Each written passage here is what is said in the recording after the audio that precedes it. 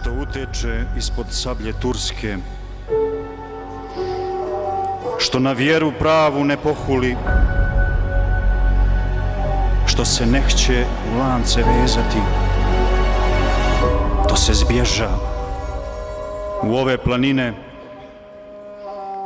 da ginemo i krv prolivamo,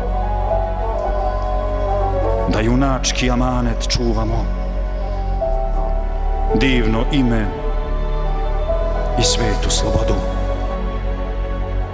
Svak je rođen da po jednom umre, čast i bruka žive do vijeka.